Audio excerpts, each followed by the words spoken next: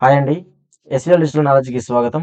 ఈరోజు మనము licence survey ట్రైనింగ్‌లో భాగంగా ఇంతకుముందు ప్రీవియస్ వీడియోలో క్వెషన్ పేపర్ యొక్క అంటే ప్రీవియస్ క్వెషన్ పేపర్ యొక్క ఆన్సర్స్ మనం డిస్కస్ చేయడం జరిగింది. అందులో మనము part A and part be discuss చేసినాము.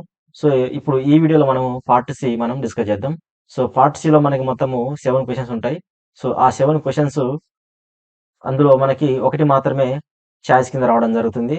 సో, ఒక క్వెషన్‌కి మనం ఆన్సర్ రాస్తే మనకి 5 మార్క్స్ అన్నట్టు. సో, మొత్తం 6 రాయాలా. సో, 13 మార్క్స్ అంటే సి సెక్షన్ మొత్తం మనకెంతంటే 13 మార్క్స్ ఉంటుందన్నట్టు. సో, జాగ్రత్త. సో, చాలా ఇంపార్టెంట్ అన్నట్టు. ఎందుకంటే మంచి స్కోరింగ్ చేయడానికి మంచి ఆస్కారం ఉన్నటువంటి సెక్షన్ కాబట్టి సో, జాగ్రత్తగా వినండి. ఏం రాయాలన్న దాని గురించి. ఓకే. సో, ఇక్కడ చూసినట్టయితే రీసర్వే అంటే ఏమిటి? మరియు తెలంగాణ ఒక గ్రామం రీసర్వే చేయడానికి అనుసరించ అనుసరించవలసినటువంటి చట్టపరమైన నిబంధనలు ఏమిటి? అని క్వెషన్ ఇక్కడ రావడం జరిగింది.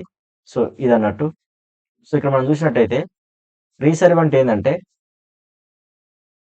పాత భూ సర్వే రికార్డులు పాతబడినప్పుడు అంటే సర్వే చేసిన తర్వాత ఆ రికార్డులు ఏవైతే ఉన్నాయో అవి మనకి అంటే కనిపించకుండా మొత్తం అవి పాతబడిపోయి ఆటిని మనము స్టడీ చేయడానికి కూడా వీలు లేకుండా ఉన్నప్పుడు ఓకే. లేదా సరిహద్దులలో మార్పులు అంటే ఆ సరిహద్దు రాళ్ళు మనం ఎప్పుడైతే అప్పుడు మన సర్వే చేసినప్పుడు పెట్టినటువంటి సరిహద్దులు అవి మొత్తము క్షీణించిపోయి సో అవి మనకి గుర్తుపడడానికి కూడా వీలు లేనప్పుడు ఉన్నప్పుడు ఓకే. అంటే ఏదైనా ల్యాండ్ వివాదాలు ఉన్నప్పుడు అంటే సరిహద్దులు సరిగ్గా లేనప్పుడు మాత్రమే వివాదాలు స్టార్ట్ అవుతాయి కాబట్టి అటువంటి టైంలో గాని, లేదంటే ల్యాండ్ ఏదైనా వివాదంలో ఉన్నప్పుడు అటువంటి టైంలో మనం ఏం చేయడం జరుగుతుందంటే, ఆ గ్రామంలో ఉన్నటువంటి భూముల్ని మళ్ళీ కొలవడం జరుగుతుందన్నట్టు. కొలిసి వాటి యొక్క రికార్డులు మనము సరిచేయడం జరుగుతుంది. దీన్ని మనం ఏమంటాం అంటే రీసర్వే అని అంటారన్నట్టు. ఓకే. సో, ఇంపార్టెంట్ అండి. రీసర్వే అంటే ఏందనేది చాలా చాలా ఇంపార్టెంట్. ఓకే. నెక్స్ట్ చట్టపరమైనటువంటి నిబంధనలేంటి? సో, చట్టపరమైనటువంటి నిబంధనలేంటంటే ఇక్కడ మనం చూసినట్టయితే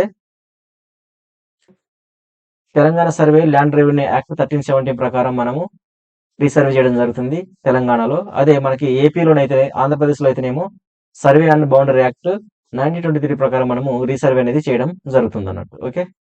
సో, ఇప్పుడేందంటే ఇక్కడ ప్రభుత్వం లేదా జిల్లా కలెక్టర్ ఆదేశాలతో రీసర్వే నోటిఫికేషన్ జారీ చేయడం జరుగుతుంది. అంటే ఇక్కడ మనకి రీసర్వే చేయాలంటే ఏందంటే మనకొక నోటిఫికేషన్ అనేది మనకి జారీ చేయడం జరుగుతుందన్నట్టు.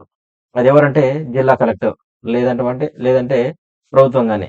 ఇక్కడంటే మనకు నోటిఫికేషన్ వచ్చినప్పుడు మాత్రమే మనము రీసర్వేని చేయడం జరుగుతుంది. ఇది ఆ నోటీస్ వచ్చిన తర్వాత ఏం చేయాలంటే ఎక్కడైతే మనం రీసర్వే చేస్తున్నామో వాళ్ళకేం చేయాలంటే ముందస్తు నోటీసులు ఇవ్వాలి. అంటే నథింగ్ బట్ తాం చేయాలన్నట్టు. అంటే ప్రచారం చేయాలన్నట్టు.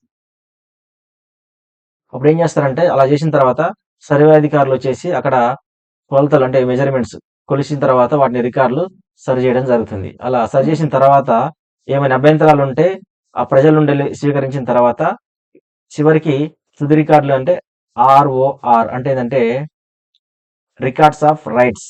అంటే రికార్డ్స్ ఆఫ్ రైట్స్‌లో మనం ఏం చేస్తున్నామంటే అంటే సవరించడం జరుగుతుందన్నట్టు. నెక్స్ట్ క్వెషన్ ఏందంటే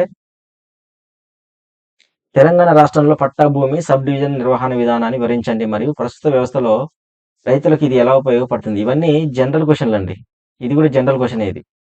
సో, ఇదేందంటే ఇది తెలంగాణ రాష్ట్రంలో పట్టా భూమి సబ్ డివిజన్ నిర్వహణ అంటే ఒక పట్టా ఉందనుకోండి. ఒక రైతు దగ్గర ఒక పట్టా ఉంది. సో, ఆ పట్టాలో ఒక 5 ఎకరాలు ఉన్నదనుకుంటే సో, ఆ 5 ఎకరాలు తన కొడుకులకి అతను పంచివ్వాల. సో, అది ఎలా పంచి ఇవ్వడం జరుగుతుందన్న దాని గురించి వివరించండి అనేసి ఇక్కడ మనకి చెప్పడం జరుగుతుంది. అదే విధంగా ప్రస్తుత వ్యవస్థలో ఇది రైతులకి ఎలా ఉపయోగపడుతుందన్న దాని గురించి కూడా మనం చెప్పాలన్నట్టు. సో, ఇక్కడ చూసినట్టయితే ఒక భూమిని మనము సబ్ డివిజన్ ఎలా చేస్తామంటే ఫస్ట్ సబ్ డివిజన్ చేసే ముందు అంటే ఒక రైతు దగ్గర ఒక పట్టా ఉన్నటువంటి ల్యాండ్ ఉంటే దాన్ని తన కొడుకులకి పంచివ్వాలంటే ఫస్ట్ వాళ్ళేం చేస్తారంటే ఆ భూమి అంటే పట్టగలిగిన వ్యక్తి లేదంటే అతని యొక్క వారసులు అంటే ఎవరైతే పంచుకుంటున్నారో ఆ ల్యాండ్ దాని యొక్క ఓనర్స్ ఉండెళ్ళి ఎవరైతే వారసులు గాని పంచుకుంటున్నారో సో దాన్ని ఏం చేస్తారంటే ఒక దరఖాస్తుని మనము మండలంలో ఉన్నటువంటి తహసీల్దార్ ఆఫీస్ అంటే ఎంఆర్ఓ గారికి ఒకటి సమర్పించాలన్నట్టు. అంటే ఇప్పుడు దానివల్ల ఏందంటే ఎంఆర్ఓ గారు అప్పుడు ఆ పట్టా అయితే ఏదైతే ఉందో దాన్ని పరిశీలించడం జరుగుతుందన్నట్టు. ఓకే. సో దానికి సర్వే నంబర్‌లున్నాయా?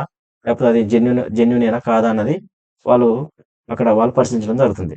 నెక్స్ట్ దాంతో పాటు ఇక్కడ మనం దరఖాస్తు చేసుకున్న తర్వాత నెక్స్ట్ సర్వే నంబర్ యొక్క వివరాలు, తర్వాత పాస్‌బుక్, తర్వాత పానీ వీటి పత్రాలు కూడా మనం ఏం చేయాలంటే ఈ దరఖాస్తుతో పాటు మనం ఏం చేయాలంటే జత చేయవలసి ఉంటుందన్నట్టు. ఓకే.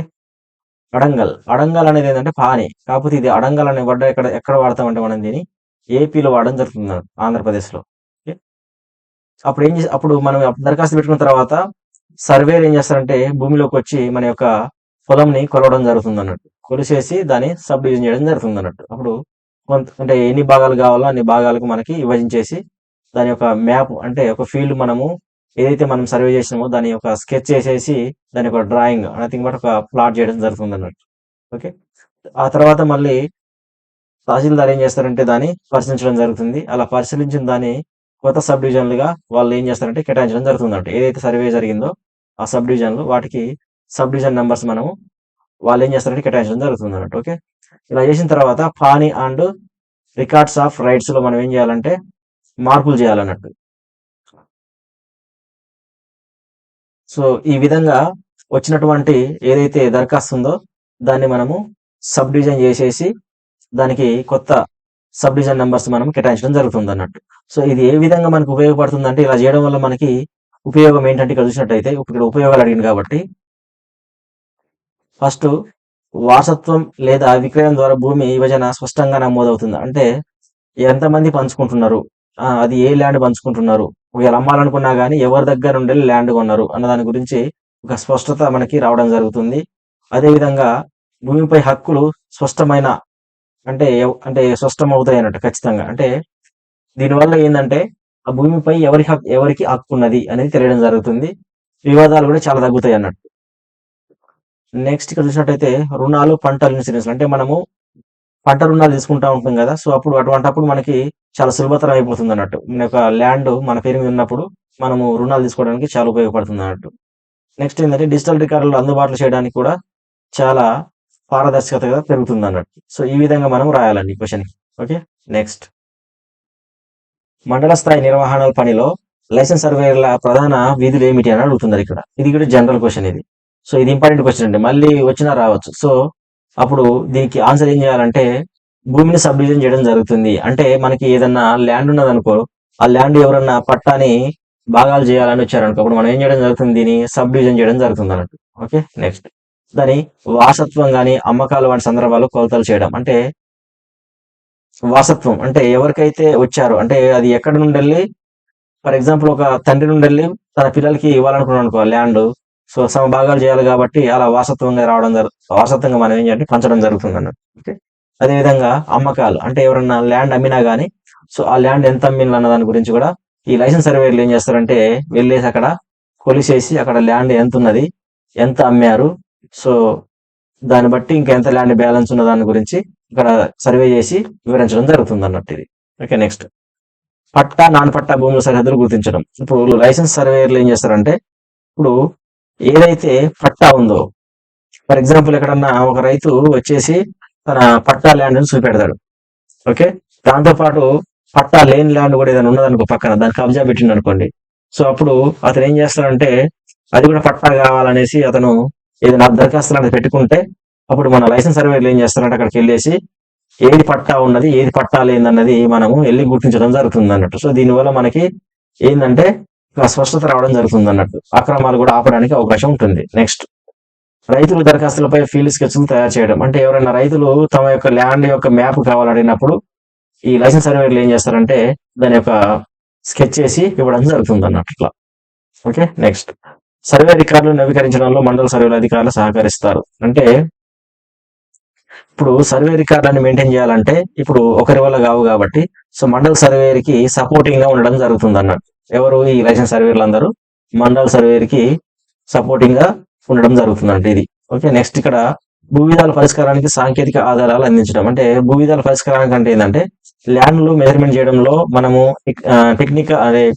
టెక్నాలజీకి తగ్గట్టుగా ఇప్పుడు డిజిపిఎస్ ఇటువంటి మనం ఇన్స్ట్రుమెంట్ వాడేసి సో సాంకేతికంగా ఆధారాలతో మనము మ్యాపులు తయారు చేయడం జరుగుతుంది అన్నట్టు అట్లా. ఓకే. ఇదే విధంగా డిజిటల్ రికార్డులు ధరణి పోర్టల్లో డేటా ఎంట్రీకి సహాయపడడం. అంటే మనం చేసినటువంటి మెజర్మెంట్లు ఏవైతున్నాయో అవి యాక్యురసీ పెరగడం కోసం మనం ఏం చేస్తామంటే క్యాలిక్యులేషన్ చేసిన తర్వాత దాని యొక్క డేటాని మొత్తం మనము భద్రపరచడం కోసం ధరణి పోర్టల్లో మనం ఏంటంటే పొందుపరచడం జరుగుతుంది అన్నట్టు. సో ఇది అంటే లైసెన్స్ సర్వేయర్లు ఏం చేస్తారు అన్న దాని గురించి క్వశ్చన్ అడిగినప్పుడు ఈ విధంగా రాయాలి. సో ఇప్పటివరకు మనము 3 క్వశ్చన్స్ మనము డిస్కస్ చేయడం జరిగింది. సో ఇంకా 4 క్వశ్చన్లు ఉంటాయి. ఆ 4 క్వశ్చన్లు నెక్స్ట్ వీడియోలో మనం డిస్కస్ చేయడం జరుగుతుంది అన్నట్టు. ఓకే, థ్యాంక్ యూ అండి. మరిన్ని వీడియోస్ కోసం మన ఛానల్ సబ్స్క్రైబ్ చేయండి, షేర్ చేయండి, లైక్ చేయండి.